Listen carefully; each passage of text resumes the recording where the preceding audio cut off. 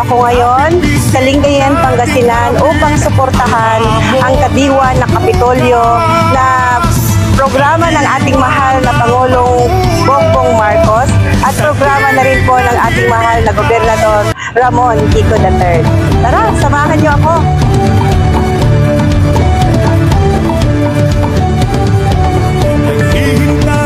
Magkano to? 100? Saan po yan? Produkto nila ito. Parang gusto ko ito. Ito, gawa na, dito na rin ito? Sa Alcala? Sa Coop? Anong bayan kayo? Pamahalin ko pero yung farm Oh, okay. Pura ang mga produkto dito. Yes. Yes. Oo, saka mga dekalidad na produkto. Pastillas na gawa sa gatas ng kalabaw. Oh, very good.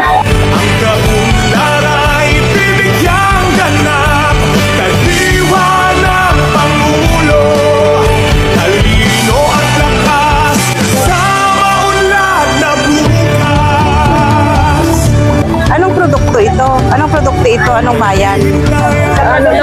Labrador. Ah, ito ang pinagmamalaki ng Barangay Uyong, bayan ng Labrador. At titikman natin ang kanilang itlog maalat. Ah? Sarap! Kapipising nating harapin ang hamon ng bukas.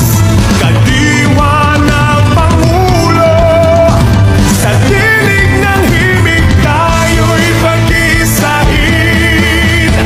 Kadiwa ng Pangulo ang kaunlad ay bibigyang ganap. Kadiwa ng Pangulo talino at lakas.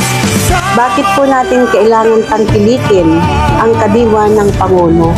Una po ay dahil sa produktong ito ay mas napapalakas ang ating ekonomiya, lalo at garantisadong kalidad at presyong abot kaya. Pangalawa, sa pamamagitan ng ating pagsuporta ay mas makakatulong sa ating mga magsasaka at maliliit na negosyante. Matatandaan naman po natin na sinuportahan at sinimulan ng pamarahang panlalawigan sa pamumuno ng ating Governor Ramon Kiko III noong pang 2022. Ang Kadiwa on Wheels at kalaunan ay naging kadiwa na ng Kapitolyo.